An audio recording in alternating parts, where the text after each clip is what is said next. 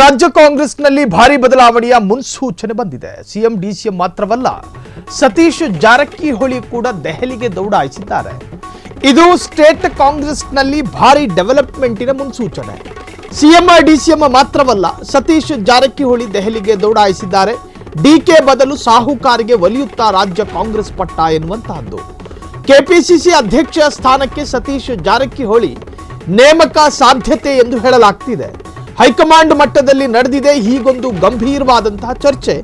ಇದು ರಾಜ್ಯದ ಅತ್ಯಂತ ದೊಡ್ಡ ಪೊಲಿಟಿಕಲ್ ಸ್ಟೋರಿ. ಒಂದೊಮ್ಮೆ ಜಾರಕಿಹೊಳಿಗೆ ಪಟ್ಟ ಕಟ್ಟಿದ್ರೆ ಡಿಕೆಶಿ ಕತೆ ಏನು, ಅವರು ತಮ್ಮನ ಕತೆ ಏನು? ಬರೀ ಡಿಸಿಎಂ ಪಟ್ಟಕ್ಕೆ ಮಾತ್ರ ಅಲ್ಲ, ಅದಕ್ಕೆ ಮಾತ್ರ ತೃಪ್ತಿ ಪಟ್ಕೊಡ್ತಾರ ಅಥವಾ ಡಿಕೆ ಶಿವಕುಮಾರ್ಗೆ ಒಲಿಯಲಿದೆಯಾ ದೊಡ್ಡ ಪಟ್ಟ? ಬೇರೇನಾದ್ರೂ ಪಟ್ಟಗಳು ಸಿಗ್ತಾವ? ಸಂಚಲನ ಮೂಡಿಸಿದೆ ಕಾಂಗ್ರೆಸ್ನಲ್ಲಿ ನಡೆದಂತಹ ಬೆಳವಣಿಗೆ.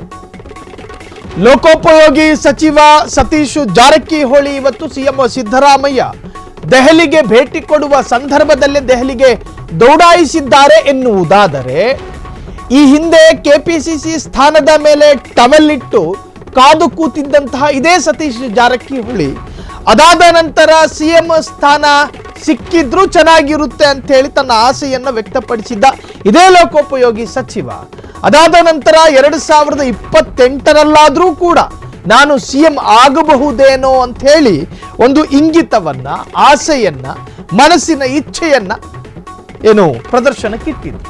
ಅದರಂತೆಯೇ ಇವತ್ತು ಅದಕ್ಕೆ ಪುಷ್ಟಿ ಕೊಡುವಂತೆ ಸಿದ್ದರಾಮಯ್ಯರನ್ನ ಏಕಾಏಕಿ ದೆಹಲಿಗೆ ಬರೋದಕ್ಕೆ ಹೈಕಮಾಂಡ್ ನಾಯಕರು ಹೇಳಿದ್ರು. ಸಿದ್ದರಾಮಯ್ಯನವರೇ ದೆಹಲಿಗೆ ಭೇಟಿ ಕೊಡ್ತಾ ಇದ್ದಾರೆ ಎನ್ನುವಂತಹ ವಿಚಾರ ಸಾಕಷ್ಟು ರೀತಿಯಲ್ಲಿ ಚರ್ಚೆಗೆ ಒಳಗಾಗಿತ್ತು.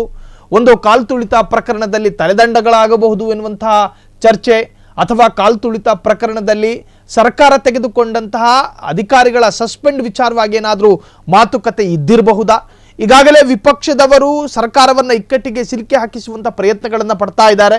ನೀವು ಅದನ್ನು ಎದುರಿಸೋದ್ರಲ್ಲಿ ವೈಫಲ್ಯಗಳನ್ನು ಕಾಣ್ತಾ ಇದ್ದೀರಾ ಅಂಥೇಳಿ ಸೂಚನೆ ಕೊಡೋದಕ್ಕ, ಅಥವಾ ಸಿದ್ದರಾಮಯ್ಯರ ಸಚಿವ ಸಂಪುಟ ಸರ್ಜರಿಯ ಬಗ್ಗೆ ಅತ್ಯಂತ ಮಹತ್ವದ ಸಭೆ ಮಾಡೋದಕ್ಕ?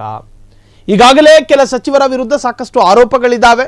ಡ್ಯಾಮೇಜ್ ಕಂಟ್ರೋಲ್ಗೆ ಇರ್ತಕ್ಕಂತಹ ಕಟ್ಟಕಡೆಯ ಮಾರ್ಗ ಅದು ಸಚಿವ ಸಂಪುಟದ ಬೈಪಾಸ್ ಸರ್ಜರಿ. ಒಂದು ವೇಳೆ ಆ ಬೈಪಾಸ್ ಸರ್ಜರಿ ಆದರೆ ಇಂಥವರನ್ನ ಮನೆಗೆ ಕಳಿಸಿ ಅಥವಾ ಅವರ ಹುದ್ದೆಯನ್ನ ತೆಗೆದುಹಾಕಿ ಹೊಸಬರಿಗೆ ಅಥವಾ ಅನುಭವಿಗಳಿಗೆ ಆ ಒಂದು ಖಾತೆಯನ್ನು ಕೊಡುವಂಥ ಪ್ರಯತ್ನಗಳಾಗ್ತಾ ಇದೆಯಾ? ಸತೀಶ್ ಜಾರಕಿಹೊಳಿ ಯಾಕೆ ಹೋದ್ರು? ಕೆಪಿಸಿಸಿ ಅಧ್ಯಕ್ಷ ಪಟ್ಟದಿಂದ ಡಿಕೆ ಶಿವಕುಮಾರ್ ಅವರನ್ನ ಕೆಳಗಿಳಿಸಿ ಸತೀಶ್ ಜಾರಕಿಹೊಳಿಗೆ, ಅದರಲ್ಲೂ ಕೂಡ ಶಿಗ್ಗಾವಿ ಬೈ ಎಲೆಕ್ಷನ್ನಲ್ಲಿ ಕಾಂಗ್ರೆಸ್ ಗೆಲ್ಲೋದಕ್ಕೆ ಪ್ರಮುಖ ಪಾತ್ರ ವಹಿಸಿದ್ದ ಸತೀಶ್ ಜಾರಕಿಹೊಳಿ, ಅದರಲ್ಲಿ ಯಾವುದೇ ಸಂದೇಹ ಬೇಡ. ಚನ್ನಪಟ್ಟಣ, ಶಿಗ್ಗಾವಿ, ಸಂಡೂರು ಈ ಬೈ ಎಲೆಕ್ಷನ್ ಸಂದರ್ಭದಲ್ಲಿ ಶಿಗ್ಗಾವಿಯಲ್ಲಿ ಜಾಂಡಾವೂರಿ ಅಲ್ಲಿನ ಒಂದಷ್ಟು ಸಮುದಾಯದ ವಿಶ್ವಾಸಕ್ಕೂ ಕೂಡ ಕಾರಣಕರ್ತರಾದವರು ಸತೀಶ್ ಜಾರಕಿಹೊಳಿ.